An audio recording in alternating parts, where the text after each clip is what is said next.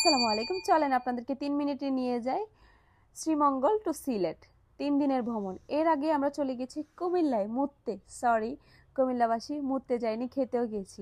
বান্ধবী আমার বড়ই সুন্দরী, সে একা একা বসে খাচ্ছে। তারপরে আমি খেয়ে নিচ্ছি চা। চা ইস কাড়বা হার্ট হামকো দিল ছুতা হে চা। এরপরে অবস্থা দেখেন, এদিকে একটা মাস্ক লাগাই ঘুমাচ্ছে, ওদিকে চিত হয়ে গেছে।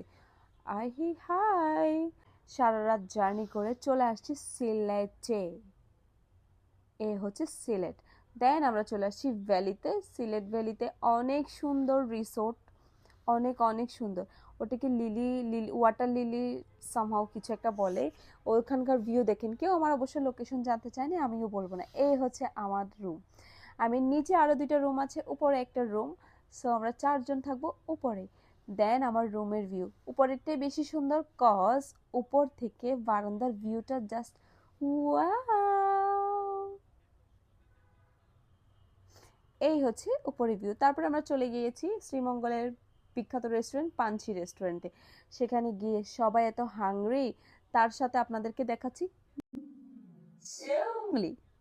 দেন আমরা সীমান্তে চলে আসছি, সীমান্ত ক্যান্টনমেন্টে চলে আসছি। সেখানে এসে একটা সুন্দর একটা দোকানে ঢুকে আয়নাটা দেখে একটু ঢং করে নিলাম, ঢঙ্গি।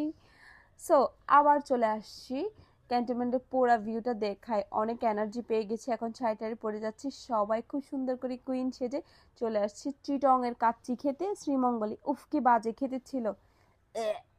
তারপরে এই হচ্ছে কাহিনী। দেন আবার ঢং টং করে রাতের খাবারের জন্য শুরু করেছি, চলে গিয়েছি রাতের খাবার খেতে। দেখে মনে হচ্ছে ফকিরনি, কেউ খাবার দিবে কি দিবে না, তাও বাঁচতেছে রাতকের 12টার পর। পরে চা খাওয়ার উদ্দেশ্যে গিয়েও যুদ্ধ টুদ্ধ করে ওই ছেলেটার সাথে আমাদেরকে অনেক কষ্ট করে ছেলেটা চা খুঁজে দিয়েছে, থ্যাংক ইউ ছেলেটাকে। পরদিন গেছি সকালবেলা আমি উষ্টা খেতে।